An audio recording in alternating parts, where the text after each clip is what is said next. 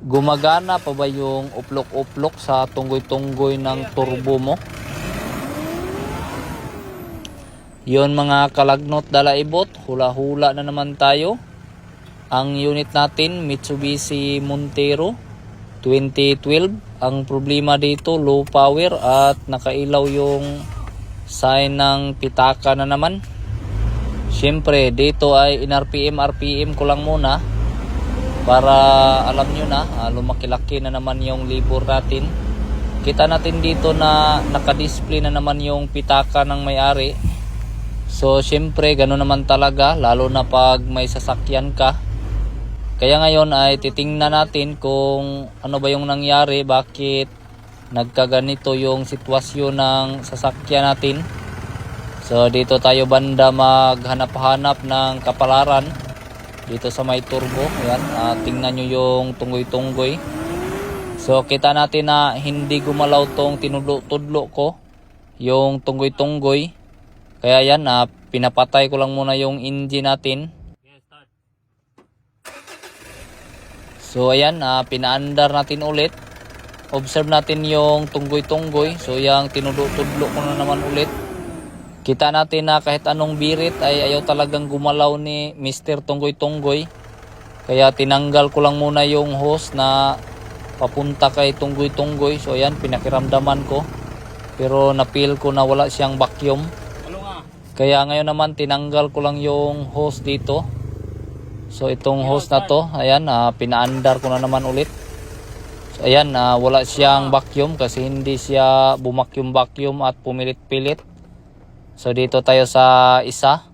Tinanggal ko na rin tong isa. Ayan. So try natin paandarin ulit. Ayun.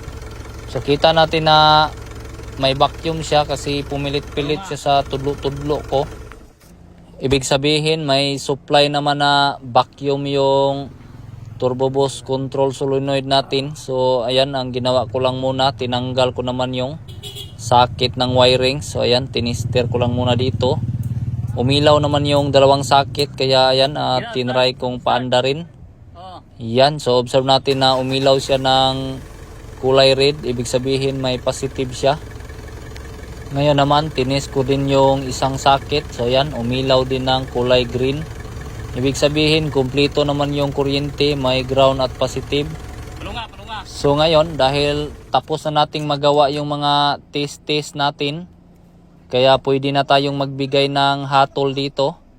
So ang ginawa ko dito ay tinanggal ko lang muna tong turbo boost control solenoid niya. So ano ba yung tawag ninyo dito? Basta kung ako yung tatanungin ninyo, ang tawag ko dito ay tunggoy-tunggoy control valve. Pagkatapos magamitan ng lagnot dalaibot ay ayan, bumili tayo ng bagong ipapalit natin na tunggoy-tunggoy control. Ay, baligya. Aman dito daghan ko. Ay, bago na. Kani. Kani bago kanino. So ayan, kita natin na may ipapalit na tayo. So same lang naman sila ng mukha. Mukhang pitaka lang din. Kaya ang ginawa ko ay kinabit ko lang muna para maalaman natin kung tama ba yung hula-hula natin dito. So sobrang napaka-basic lang na ginawa natin. So kayang-kaya nyo rin tong gawin kapag nag-diagnose kayo ng ganitong klaseng suliran. Sa mga seryoso naman masyado dyan ay wag nyo na lang pakinggan yung mga sinabi ko kung ayaw nyong matunggoy-tunggoy din. So ayan na, tapos na nating maikabit yung tunggoy-tunggoy control valve natin. Kaya dito na tayo sa loob. Try na natin kung ano ba yung kahimtang. So ang ginawa ko, pinaandar ko lang muna dito. Chararang. So kita natin na nakailaw pa rin yung pitaka ng may-ari. Kaya ang gagawin natin, gamitan natin ng bulang kristal to. So ayan, observe natin, i-delete ko lang. 1, 2, 3, go! Ayun, so kita natin na nag-resign na yung pitaka at bumalhin-balhin na sa bulsa ko. RPM ng konti para alam nyo na lumaki-laki naman yung singila natin. So ngayon ay dito tayo, tingnan natin yung hindi gumalaw na tunggoy-tunggoy. So So ayan, tingnan natin kung effective ba talaga yung ginawa ko.